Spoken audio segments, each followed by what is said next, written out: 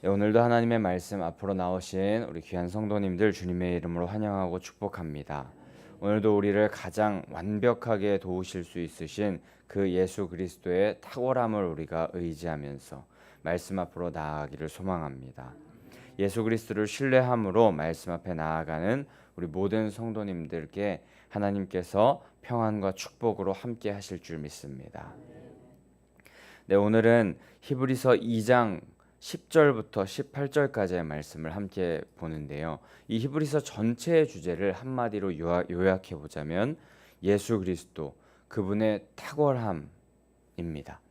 다른 어떤 존재보다도 훨씬 더 뛰어나시며 또 유일하게 그분만이 우리를 완전하게 하실 수 있다는 것을 계속하여서 말하는 서신이 바로 히브리서입니다.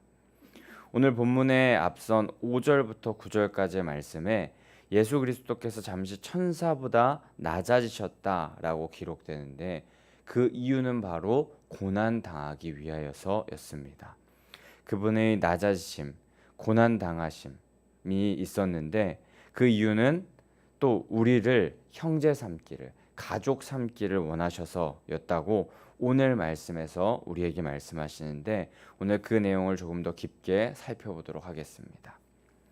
그런데 이 히브리서라는 성경이 우리가 방금 읽어보았던 것처럼 말도 쉽지가 않고 또 내용 자체가 쉽지가 않은 것 같습니다. 하지만 우리 히브리서를 보면서 예수 그리스도를 아는 지식의 풍성함이 더하여질 줄 믿습니다. 네, 10절 말씀을 한번 보도록 할 텐데 우리 다시 한번 10절 한번 다 같이 읽어보도록 하겠습니다. 시작. 그러므로 만물이 그를 위하고 또한 그로 말미암은 이가 많은 아들들을 이끌어 영광에 들어가게 하시는 일에 그들의 구원의 창시자를 고난을 통하여 온전하게 하심이 합당하도다. 아멘. 만물이 그를 위하고 또한 그로 말미암은 이가 라고 예수님을 표현하고 있습니다. 만물을 창조하신 하나님으로 말미암은 예수님께서 많은 아들들, 하나님 나라를 유업으로 받을 자녀들을 영광에 들어가게 하기를 원하신다라고 그렇게 말씀하시는 것이 10절 말씀인데요. 이를 위하여서 구원을 만드신 분, 구원의 창시자 예수 그리스도를 온전하게 하시려고 하나님께서는 고난을 겪게 하셨다라는 그런 말씀을 하십니다. 구원의 창시자, 구원을 만드신 분, 구원의 개척자, 구원의 처음 길을 열어주신 그 예수 그리스도께서 고난을 당하신 이유, 그 이유는 바로 구원 사역에 온전해지기 위함이라고 말씀하시는 것입니다. 피 흘림 없이는 죄인들을 구원하실 수 없기 때문에 예수 그리스도께서는 고난 당하여서 피를 흘려 주신 것입니다. 대속의 피를 흘리심으로 구원의 주로 온전하게 되셨다는 것이죠. 전혀 그럴 필요 없으신 예수님께서는 우리를 위하여서 우리의 죄를 대속하고 구원하기 위하여서 이 땅에 성육신하셨고 인간이 되시고 고난을 당해 죽으셨던 것입니다.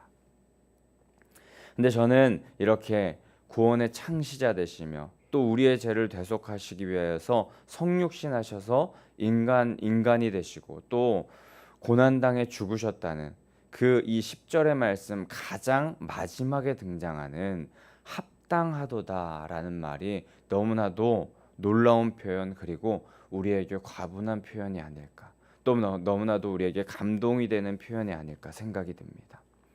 왜냐하면 하나님께서 이런 일을 행함이 합당하도다. 이는 또 다른 말로 표현하자면 마땅하도다라는 그런 표현이 되는데요.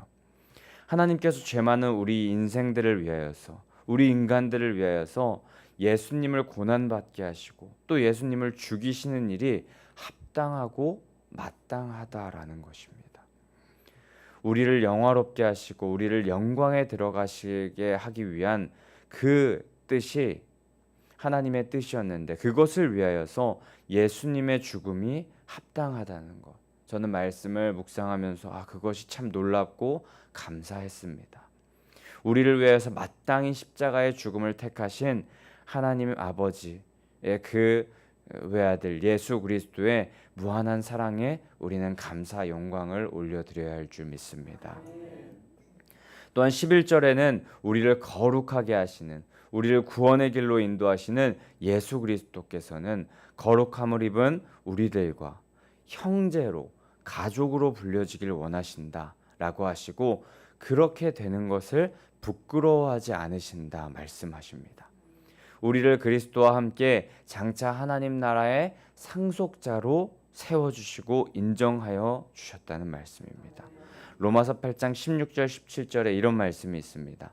성령이 친히 우리의 영과 더불어 우리가 하나님의 자녀인 것을 증언하시나니 자녀이면 또한 상속자 곧 하나님의 상속자요 그리스도와 함께한 상속자니 우리가 그와 함께 영광을 받기 위하여 고난도 함께 받아야 할 것이니라. 아멘. 죄 많은 우리들을 보혈의 피로 깨끗하게 씻어 주시고 구원하여 주셨습니다. 그런데 거기서 그치지 않으시고 우리를 한 가족으로 여기시고 자녀로 여기셨고 또 상속자로 인정해 주시는 그분은 우리가 상상도 못할 파격적인 일을 우리에게 행하여 주셨고 우리는 이해도 하지 못할 엄청난 사랑을 우리에게 부어주신 분입니다. 그분은 그렇게 우리를 더럽고 추악하며 죄악된 그런 악함에 있는 우리들을 감싸주시고 이를 11절 하반절에는 부끄러워하지 않으셨다. 그런 우리들을 부끄러워하지 않으셨다 말씀하시는데 이 말씀을 보며 이에 반해서 오히려 우리는 때때로 그 하나님 아버지를 예수 그리스도를 부끄러워할 때가 있지 않은지 생각해 보았습니다. 죽기까지 우리를 사랑하셨고 그런 우리를 가족 삼으시고 또 그런 우리들을 상속자 삼으시고 가장 좋은 것을 주시길 원하시는 그 예수 그리스도신데 우리는 그 그리스도를 우리가 부끄러워할 때가 있고 그리스도인 됨을 우리가 부끄러워할 때도 있고 예수 그리스도를 전하기를 꺼려하며 또 적당한 타협점을 삼으며 우리가 살아가고 있지는 않았습니까? 마가복음 8장 38절에 누구든지 이 음란하고 죄 많은 세대에서 나와 내 말을 부끄러워하면 인자도 아버지의 영광으로 거룩한 천사들과 함께 올 때에 그 사람을 부끄러워하리라 말씀하십니다. 우리를 부끄러워하지 않으시고 사랑하시며 구원하시고 상속자 삼아주신 예수 그리스도를 부끄러워하지 마시기를 축복합니다. 부끄러울 것 없는 일꾼으로 자라가시기를 소망합니다. 우리가 주님을 부끄러워한다면 마지막 때에 그에 상응하는 보응을 받을 수밖에 없습니다. 착하고 충성되며 예수 그리스도께 감사하고 그분을 자랑스러워하는 하나님의 자녀들 되시기를 축복합니다. 네, 그렇게 11절에 이어서 우리를 부끄러워하지 않으신다는 그 예수 그리스도의 사랑을 말씀하신 후에 12절은 성도들을 형제라 부르는 것을 부끄러워하지 않는다는 그 사실을 증거하기 위해 12절에 시편 22편 22절의 말씀을 인용하시면서 말씀하십니다. 우리는 예수님과 형제됨에 감사하며 또 그 주님을 주라 시인하는 공동체로 모여서 찬송하는 것이 우리의 본분이다라고 그렇게 말씀하시는 것이 12절 말씀입니다. 또 이어서 13절 말씀은 이사야 8장 17절 18절의 말씀을 인용하는 그 인용 구절인데요. 또다시 내가 그를 의지하리라는 말씀의 의미는 고난을 통해 드러난 그리스도께서 인간을 구원하시고 그들과 형제가 되신 그 사건은 그리스도께서 아버지 되신 하나님을 확신하고 신뢰하고 의지했듯이 우리도 예수 그리스도를 의지하여야 한다. 우리도 예수 그리스도를 의지하길 원하신다라는 그런 말씀입니다. 그리고 계속 이어서 또다시 볼지어다 나와 및 하나님께서 내게 주신 자녀라 하셨으니 라고 이렇게 말씀하시는 구절이 등장하는데 이는 우리를 하나님께서 그리스도 자신께 주신 자녀들이라는 그런 말씀인데 결국에 이 모든 말씀을 정리해 보자면요. 그리스도께서 인간의 몸을 입고 이 땅에 오셔서 고난 받으셨는데 그 이유는 하나님께서 허락하신 자녀들이 자신처럼, 예수 그리스도 자신처럼 온전히 하나님을 의지하고 그 의지함으로 말미암아 구원에 이르길 원하신다는 그 마음을 담고 있는 뜻이 바로 13절 이사야 8장의 인용 구절의 의미인 것입니다. 자, 이를 통하여서 예수 그리스도의 관심이 정말 딱 한 곳에 집중되어 있음을 우리는 알게 됩니다. 예수님께서 이 땅에 오셨고 또 이 땅에 오셔서 고난을 받으셨다고 하셨고 십자가에 박히시고 또 부활하신 모든 것이 바로 우리들로 예수 그리스도는 정말 집중되어서 관심이 아주 집중되어서 나아가셨다는 사실을 우리는 깨닫게 됩니다. 우리가 구원에 이르기를 원하는 마음으로 자신의 모든 것을 아끼지 않고 다 드리는 헌신과 섬김, 사랑이 우리를 지금도 살게 하는 것입니다. 그것을 기억하면서 그 주님께 매일 감사와 찬양, 그리고 그분이 열어놓으신 길을 끝까지 걸어가겠다는 결단을 올려드려야 할 줄 믿습니다. 네, 그 이후에 그리고 14절부터 마지막 끝절 18절까지는 그리스도께서 고난당하신 이유가 대제사장으로서 성도들을 구원하기 위함이라는 사실을 계속하여서 확실히 말씀하시기 위하여서 14절부터 18절까지 말씀하시는데요. 먼저 14절에는 우리 인간들은 혈과 육에 속한 연약한 자들이다.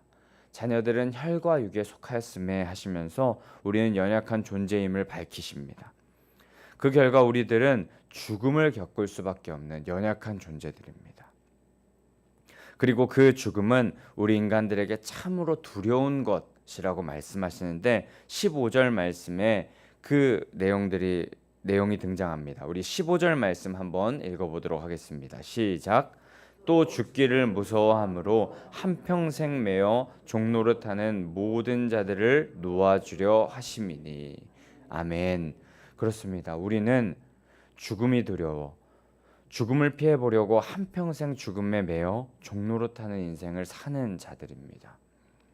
죄로 인하여서 결국 죽을 수밖에 없고 그것에 두려워하는 인생들이 바로 인간들이고 우리들입니다. 우리로서는 죽음을 이길 수 없습니다. 죽음의 세력을 잡은 마귀를 우리로서는 이길 수가 없습니다. 그 결과 우리는 두려움, 근심, 염려, 걱정, 죽음으로 인한 그 많은 감정들에게 필연적으로 우리의 마음을 빼앗기게 되었습니다. 하지만 하나님께서는 그런 우리를 불쌍히 여기셨습니다. 그리고 그 자리에 우리를 두려워하지 않으셨습니다. 14절 하반절에 죽음의 세력을 잡은 그 마귀를 멸하여 주시기 위하여서 예수 그리스도를 보내셨고요. 15절 말씀에 죽음의 종노릇하는 우리를 자유하게 하기 위하여서 예수 그리스도께서 죽으시고 부활하신 것입니다. 그것을 믿고 의지하는 자는 죽음의 종노릇하는 인생이 되는 것이 아니라 죽음에 매여 한평생 종노릇하는 인생이 되는 것이 아니라 죽음이 있어도 괜찮다는 것, 영원한 부활 생명이 있어도 괜찮다는 그 능력을 의지하며 살아갈 수 있다는 것입니다. 이제 우리는 더 이상 죄 아래 있지 않습니다. 죽음 아래 있지 않습니다. 은혜 아래 있고 생명 아래 있습니다. 로마서 6장 14절 말씀 함께 한번 읽어보았으면 좋겠는데요. 로마서 6장 14절 말씀입니다. 네, 감사합니다. 함께 읽어보겠습니다. 시작. 죄가 너희를 주장하지 못하리니 이는 너희가 법 아래 있지 아니하고 은혜 아래 있음이라. 아멘. 네, 그렇습니다. 죽음이 두려워서 한평생 죽음의 종노릇하는 인생이 안타까우셨던 그 하나님께서는 예수 그리스도를 이 땅에 보내셔서 예수 그리스도께서 죽으시고 부활하심으로 우리를 자유케 하여 주셨습니다. 우리를 자유케 하시기 위하여서 예수님은 이 땅에 오신 것입니다. 그리스도를 받아들인 우리들은 더 이상 정죄함도 없고 죽음의 공포에 종노릇하는 인생으로 살아갈 필요도 없습니다. 죽음으로 인해 두려워하고 염려할 필요도 없습니다. 우리에겐 이미 마귀를 대적할 힘이 충분히 있습니다. 11절 말씀에 말씀하셨듯이 예수 그리스도와 형제이며 또 한 가족, 또 상속자로서 그분의 능력을 공유할 수 있기 때문에 우리는 예수 그리스도와 함께 승리할 수 있습니다. 그리스도 안에 있는 성도 여러분, 죽음이 두려워서 세상의 것으로 그 죽음을 계속하여서 막아보려 해봤자, 안간힘 써봤자 결국에 죽음에 매여 종로로 타는 인생은 여전할 것입니다. 하지만 그리스도께서 이미 다 이루어 놓으신 부활의 능력을 믿고 의지하며 나아가기만 한다면 우리는 죽음에 매여 평생 종로로 타는 인생에서 자유함을 얻을 수 있습니다.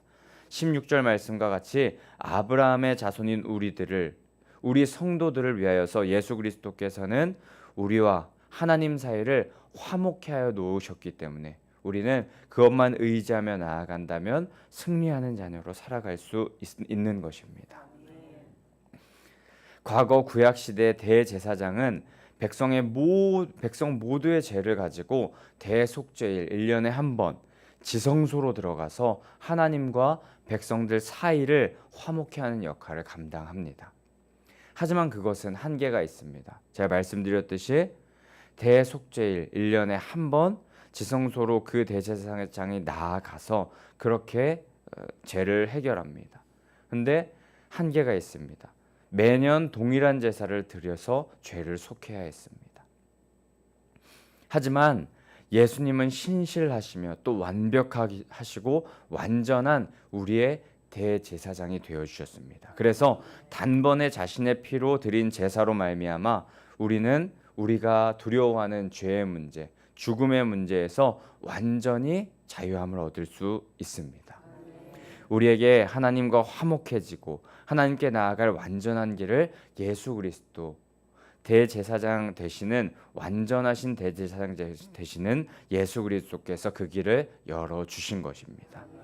또한 그 주님은 우리와 같은 모습으로 고난을 받으셨기 때문에 대제사장의 일을 우리와 같은 모습으로 감당하셨기 때문에 우리의 연약함도 가장 잘 아시는, 우리의 약함을 가장 잘 아시고 우리의 약한 부분이 무엇인지 깨달으시고 아시고 그것을 잘 도우실 수 있는, 가장 잘 도우실 수 있는 분이기 때문에 어떤 것과도 비교할 수 없는 우리의 가장 좋은 구원자, 우리의 가장 완벽한 치료자, 우리의 가장 완벽한 회복자 되시는 것입니다.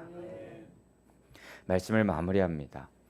이 히브리서는요, 히브리서의 수신자들, 이 서신을 받아보는 그 자들은요, 기독교로 개종한 유대인들이었습니다. 하지만 거짓 교사들이 자꾸 이상한 말을 합니다. 예전에 너희가 섬기던 유대교가 더 낫지 않냐? 지금 너희가 믿는 것, 맨날 그 고난만 당하게 하고 그러는 것 별로 좋지 않냐면서 다시 돌아가라는 그런 메시지를 자꾸 주는 것 같습니다. 그래서 이 유대인들이 다시 이전에 믿던 유대교로, 기독교에서 유대교로 돌아가려는 모습을 보였습니다. 이에 이 히브리서를 쓴 저자는요, 유대교의 율법, 너희가 돌아가려는 그 율법을 완성시키신 분이 예수 그리스도다. 예수 그리스도가 없는 삶은 절대 완전할 수 없는 인생이다 라고 그렇게 말하면서 예수 그리스도, 그분이 가장 탁월하니 그분을 의지하고 믿어라 라고 그렇게 말하는 것, 그것이 바로 히브리서 저자의 마음인 것입니다. 오늘날 우리에게도 그 히브리서 저자의 마음이 전달되어야 할 줄 믿습니다. 우리 그리스도인들에게도 예수 그리스도를 온전히 의지하고 붙잡지 못하는 인생은 잘못된 인생이라는 것을 깨닫기를 원하는 그 마음이 우리 마음 가운데 동일하게 있어야 할 줄 믿습니다. 예수 그리스도만으로 충분하지 않고 다른 것으로 자꾸 의존하려는 현대 많은 사람들, 많은 그리스도인들의 모습이 있는데, 세상의 것, 돈, 명예, 지식, 학벌, 다른 것으로 우리를 채우려는 모습이 있는데 그것은 온전한 삶을 사는 비결이 아님을 우리가 기억해야 할 줄 믿습니다. 그것이 우리를 죽음과 또 여러 가지 공포와 두려움에서 해방시켜 줄 수 없습니다. 예수 그리스도, 그분이면 충분한 줄 믿습니다. 그분만이 우리를 완전케 하시는 줄 믿습니다.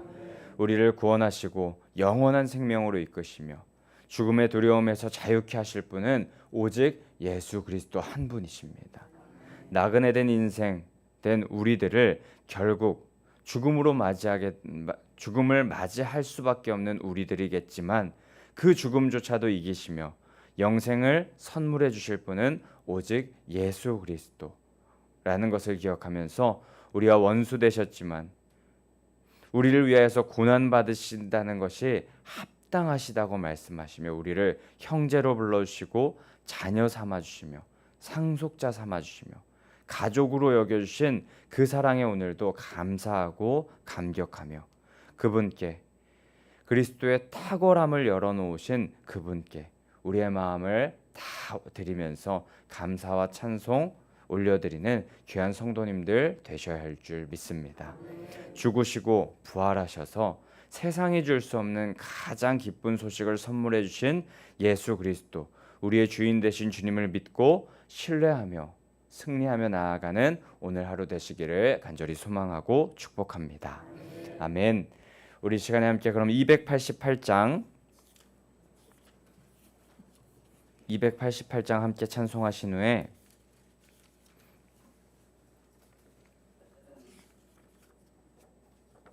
우리 구원자 되신